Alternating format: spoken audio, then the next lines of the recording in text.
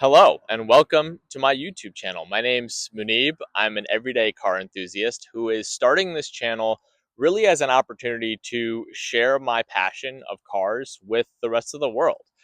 Whether that's working on cars, driving cars, or just getting involved in the car community, I wanted to create a space where I could document my adventures and share them with the broader audience. To start things off, I'll take you back about 8 months ago when I had the opportunity to think about buying my own fun car. I have a daily driver, and so I wasn't too concerned with practicality, but I did have a set of criteria, including a manual transmission, rear wheel drive, something somewhat reliable, and we'll talk a little bit more about that in a minute. And something from the era that I grew up in, so the late 90s, early 2000s, something that would have a little bit of nostalgia and sense of occasion for me. And I wanted something that I could get my hands a little dirty with and kind of learn to do some DIYs.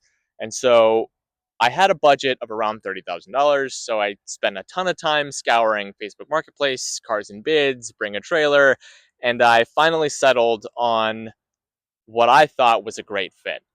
And here it is. This is my 2003 Porsche 996.2 911. I bought this car with 98.8 thousand miles, which is great because it's a high mileage example that I don't mind driving every day. I bought it from a Porsche tech, so he had actually gone through and done a bunch of the major service items that these cars typically need, which increased my comfort level in buying it. I did do a post-purchase inspection, which identified a few things that needed some cleaning up, which we'll talk about in another video. But why did I buy this car? So first and foremost, it's a 911. They're iconic. It's a high mileage example. Like I said, I don't have a lot of guilt around driving it a bunch. It's a pretty boring spec. It's gray on gray, which is not my personal choice, but it keeps the car pretty inconspicuous. So wherever I can take it, I can kind of treat it like a normal car, and I don't really have to worry about parking it places or taking it places where I may otherwise feel like it's drawing some attention. And at the end of the day, these cars are a blast to drive, and personally, I think still look great. The exterior styling of the 996 can be divisive. People think it's too curvaceous compared to older models. They don't like the headlights. I personally think it looks fantastic and retains the iconic 911 silhouette. I think it looks amazing from the rear three quarters. And while I do like the 996.1 headlights, I prefer the .2s because I think they look a little bit more aggressive. This particular example is finished in slate gray. While I don't think it's the best color out there, I do think it looks great and it's very subtle. Keen observers will notice that these are not stock wheels. They are aftermarket wheels. They came on the car. I am working on finding a set of OEM turbo twists. If you know anyone that has a set, let me know.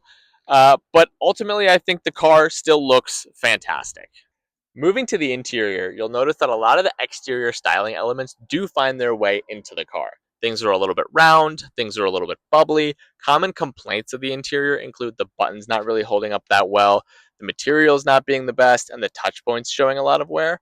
I think the seats are also a common complaint, though frankly, I find these seats to be pretty comfortable, despite the fact that they maybe don't hold you in under hard driving the best.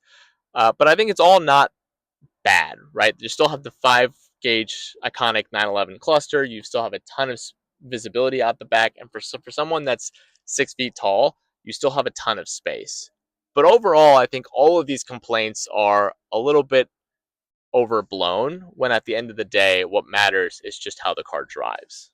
So what makes driving a 996 special? Well, I think it delivers on the 911 experience perfectly. You've got the engine in the back, so you've got a ton of grip on your rear wheels. You've got very little weight up front, so you have a lot kind of that super responsive, weightless feeling in your steering, and you've got just an overall small package that feels incredibly tossable, incredibly light, and kind of quick on its feet. So the 996 in particular, so this car has the 3.6 liter M96, which has about 315 horsepower, 275-ish foot-pounds of torque, which by modern standards, it's not fast. But in a car this size, it feels plenty.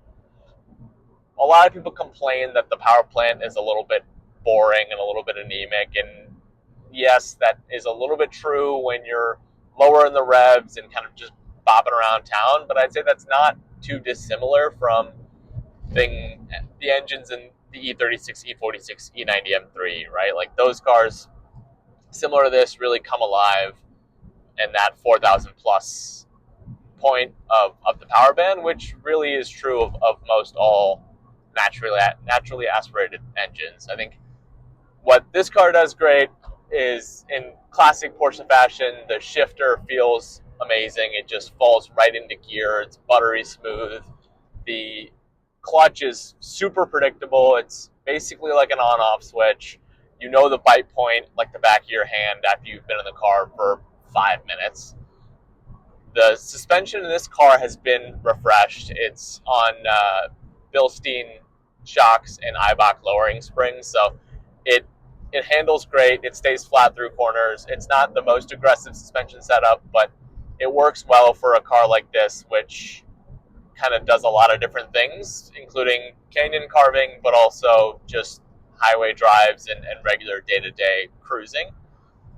The one thing I will say, two small complaints, I'd say. The brake pedal is a little soft in these cars. I think it's a little bit due to the construction of the way that they put together the 996 brakes. There's some shims and dampers in the caliper that have a little bit more softness in the pedal, but once you get into it a little bit, it does have a good bite, and the car does have strong brakes.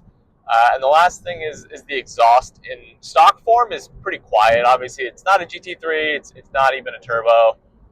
So it's not that surprising because it probably was a people's daily driver back when it was new. But it does leave a little bit to be desired if you're using the car as more of a weekend fun car.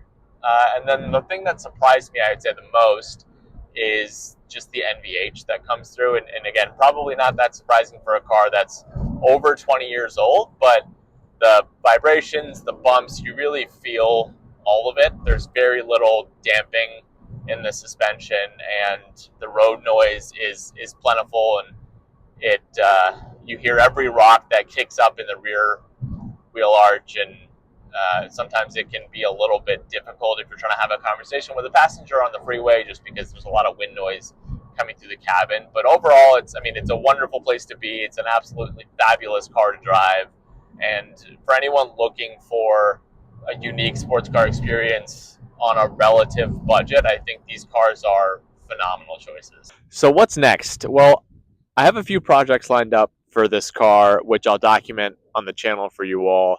But otherwise, I've only had the car for about 8 months. I've only kind of recently got it dialed in to the point where I don't really have to worry about anything anymore. And I'm just planning on kind of using it and enjoying it. So thanks for tuning in, and I'll see you guys in the next video.